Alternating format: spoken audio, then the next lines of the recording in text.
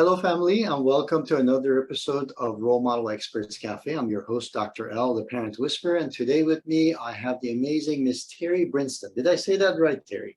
Yes, you did. Thank you for having me. Thank you. Terri has been in my network and in our community for a while, and I love how she shows up and the topic that she covers. And I thought that it is important for you guys to understand this. So thank you for tuning in. And Terri, thank you for taking time out of your busy schedule to be here today. Tell us a little bit more about what you do and why you do it, how you're related to this topic, and why this is something that should be on the radar of families and parents. Absolutely. Well, thank you so much for having me. And I'm really enjoying the network that you've put together. Wonderful, wonderful community of people who have the same mindset as me. And so I am, again, Terri Brinston. I'm a registered nurse. I'm also a legal nurse consultant, and I'm an educator. I've been working in education and vocational education in a high school setting for over 25 years. And so with my program that I work with, I have worked with students for so long. And what I found is that my content is so difficult sometimes because I teach medical terminology and I teach EKG. And so it's very complex. But over the years, I found that a lot of times the students had a hard time grasping my content. And it wasn't because they lacked intelligence.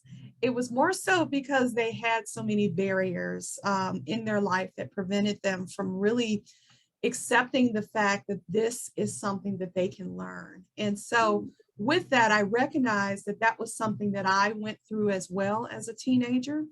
And so I developed a plan through in the classroom that really was changing my students' lives. And so I felt that I needed to deal with the barriers that they were dealing with before I could teach them the content. And so, for example, I define barriers as learning disabilities, as abusive home life, as mental health issues, as physical health issues, and I just sometimes I think our young people come to school with so much baggage that you can't really teach them. They can't really learn if they're hungry or if they're dealing with abuse or incarcerated family members and things like that, or just dealing with the pressures of being a teenager in these days. And so I recognize those as being barriers. And so I developed a program where I deal with that first, help them to identify what is preventing them from truly reaching their full potential. And then I put them on a path to really get rid of those barriers or address those barriers so they can start having success so that they can reach their full potential. And so part of the reasons that's why I started it in my classroom, because I recognize that, the students, I saw myself in many of the students. For sure. Terri, one of the things that you said really resonates with me. And of course, as Role Model Maker, one of the things we talk about is optimizing humanity's potential. But you can't do that by unless you optimize your own personal potential first and start from there.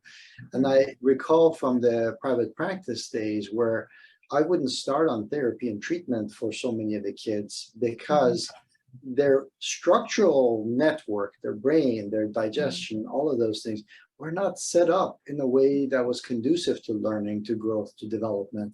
And then on top of the physical stuff, you have the emotional and the mental stuff, right? So people were like, I'm just not smart enough, or I've been told I'm not good at math and stuff like that. And you never even try certain things because of that. So this is a huge, huge thing that if you remove this blindfold, all of a sudden your radars kind of tune into things that can turn into your passion projects in life that you never even know existed. So thank you for doing what you do.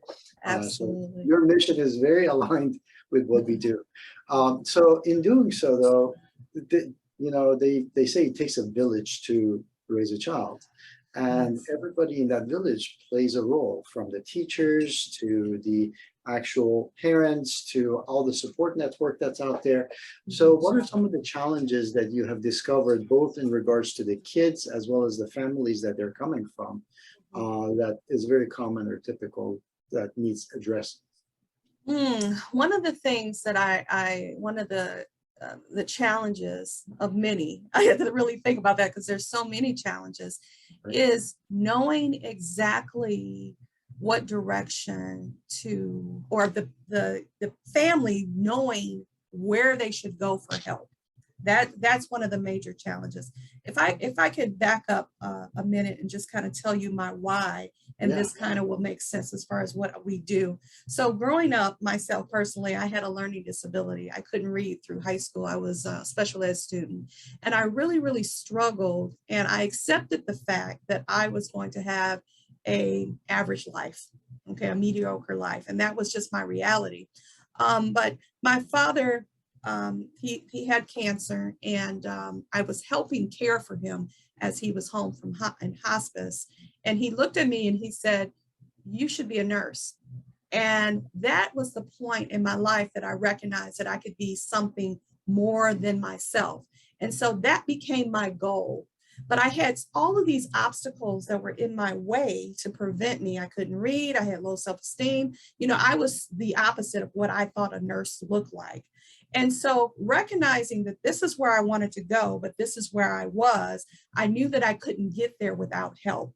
And so part of my transition from where I was to where I wanted to be is I had to tap into resources. And like you said, I had to tap into that community. I had to tap into that village. And so part of that was me accepting the fact that where I was and where I wanted to be, and opening my mouth and asking for help. So part of that was, once I knew where I wanted to go, I had to say, okay, I need to learn how to read. I need to learn how to communicate better. I need to learn how to do this, do that. And so that's what I help my students do. I help them get to that point where they can embrace where they want to go and sell them out on their goals, right? Help them to understand that they need to do, they need to get present. They need to dream again about what they want out of life.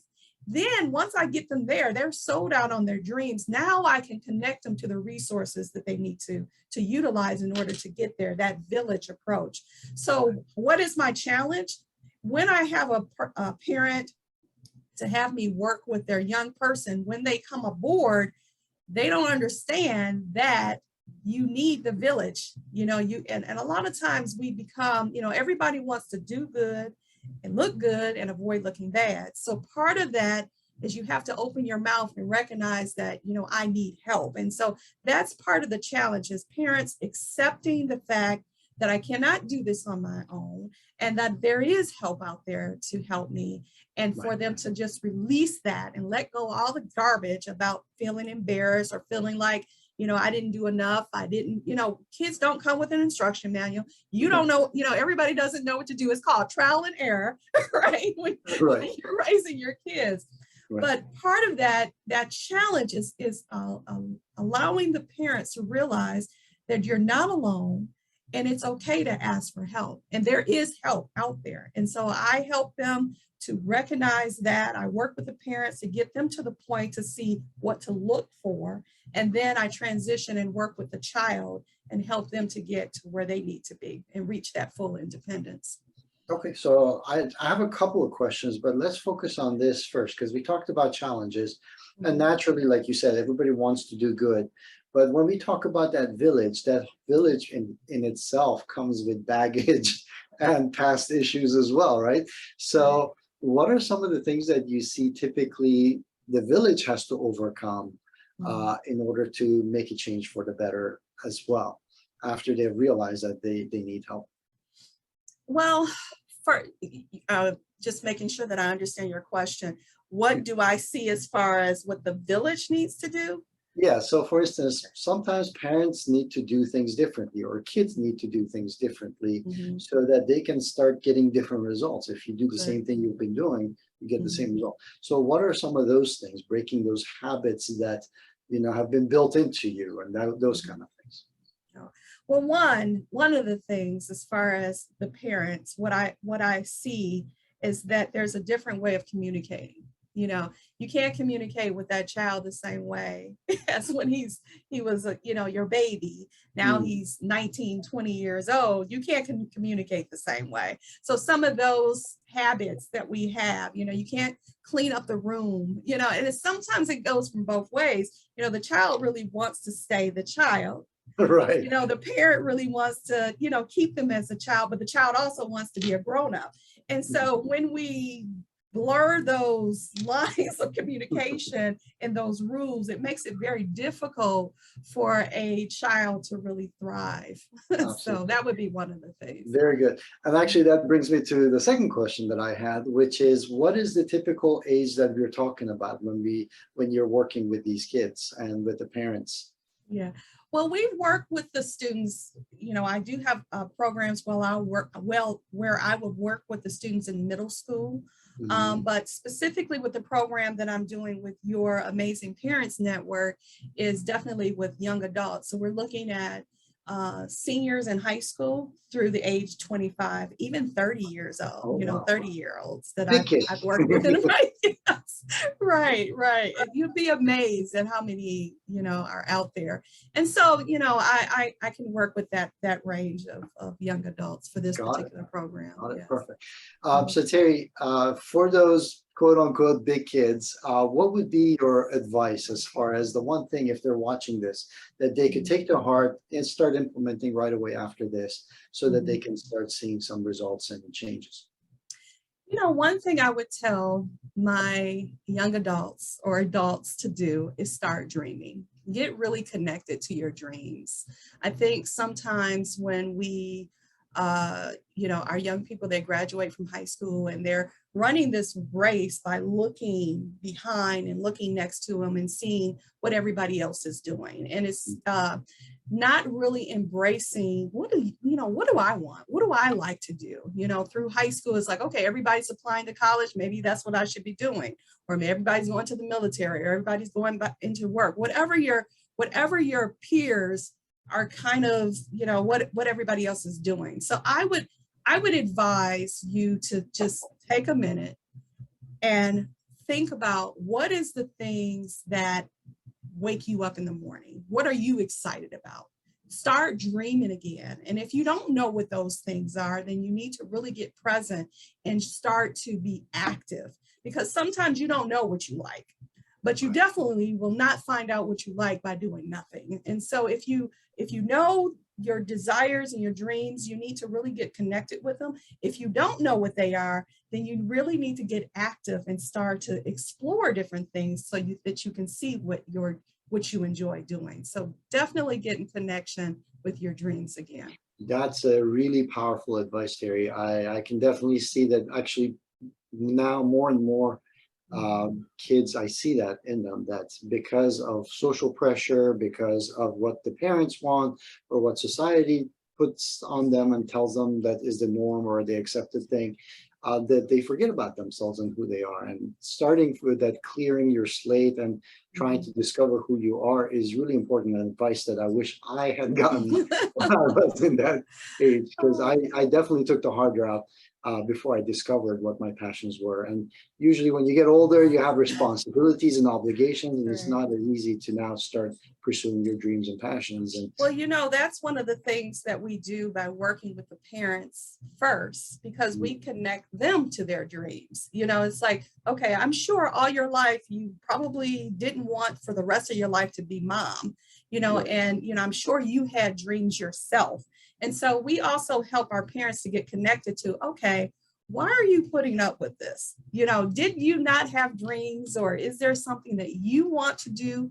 And you know what? I have older children at this point, and I'm telling you, I'm enjoying being a mother to older children, right? It's a whole nother ball game. And it's definitely something that I want to introduce to those parents that are struggling with either cutting the cord, or the child is definitely having an issue with, thriving. And so I love it. Thank you, Terri. Now, I know this is a very broad topic and there's many different approaches as far as whether you approach it from the child's perspective or the parent's perspective. So how can people get in touch with you and connect with you? Yeah, So I have a lot of different ways that you can connect with me, but the best way is just hello@terribrinston.com. That's the best way to get in touch with me. And so Very you can send me an email and we can chat and see what I can do, how I can help you. awesome. I love it. Guys, I'm going to go ahead and get all of Terri's information, contact, social, and put it in the chat for you guys. So make sure that you role model the behavior. This is really important for parents, like Terri said, for us to role model the behavior. Number one, we don't have all the answers. Number two, it's okay to connect and ask for support. And we need to teach that to our children. With the social media and everything else that's out there, the kids are feeling more and more isolated for some reason, even though we have all these extra connections, because we need to role model the behavior of creating community, asking for support. So go to the description, click on Terri's information, connect with her. Also, if you haven't already done so, make sure you click subscribe so that you get notified of all the experts that come here with the latest expertise, the gifts, and the messages that they bring to you guys. And Terri, once again, thank you so much for being here and sharing of your knowledge. Any final words for our audience members before we finish today? Well, I don't know if this is a good time for the Amazing Parent Network. It's some amazing, it is amazing. There's so many amazing speakers. I would just urge you to connect with the resources for the family series that is being delivered. It's just packed with amazing content. I'm going to be talking about help for your adult child, help for your adult child. So anyway, check that out. Hope to see you there. Love it. Thank you, guys. Yeah, Amazing Parents Network is our support network. We have several chapters across North America, and we would love to have you come and join from the experience and the expertise of our experts. Usually we have a fall season and a winter season, and we hope to see you guys there. Cheers. All right. Thank you.